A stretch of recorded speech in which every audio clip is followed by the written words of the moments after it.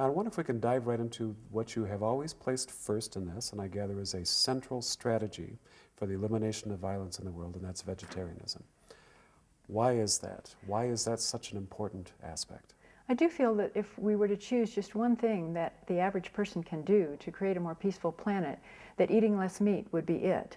For one thing, it's easy to do in terms of you don't have to wait for the government to change or corporations to do something different. It's right, your dinner plate is right in front of you 3 times a day, and you can choose what goes on it.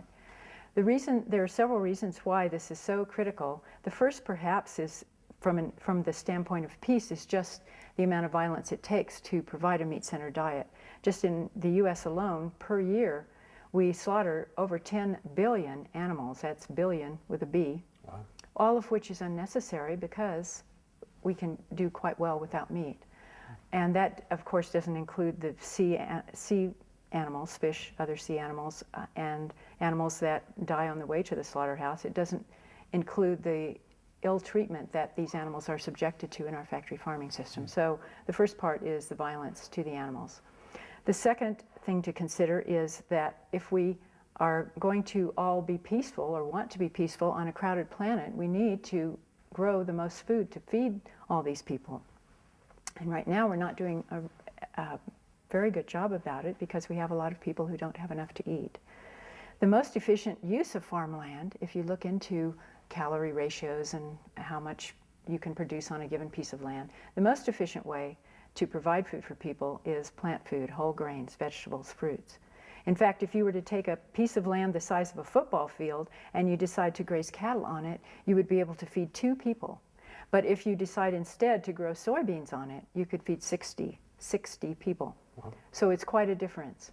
And that is something that will come more to the fore as our population increases.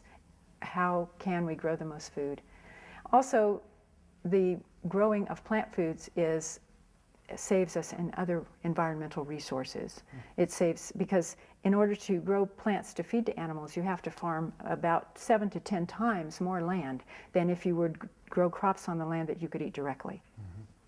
So we're farming all this land, which means there's a lot of soil erosion, which means there's a lot of inputs of pesticides and so on, which means that we have to then refrigerate the meat and dairy products more than we do have to refrigerate plant foods. So we have a lot of other resource inputs in livestock agriculture. One of the things that's come to the fore, of course, in these last few years since Al Gore's film, has been global warming. And it turns out, and this came out in a UN report, that the livestock agriculture worldwide contributes more to global warming than the entire transportation sector.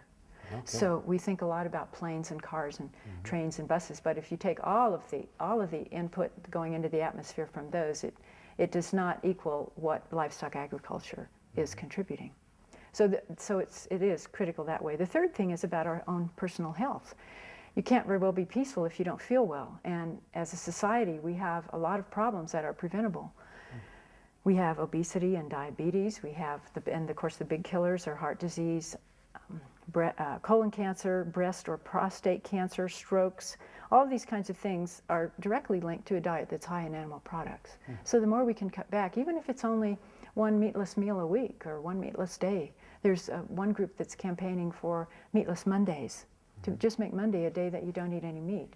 Or take it further if you can, but whatever you can do will have all these impacts. So that's why I suggested.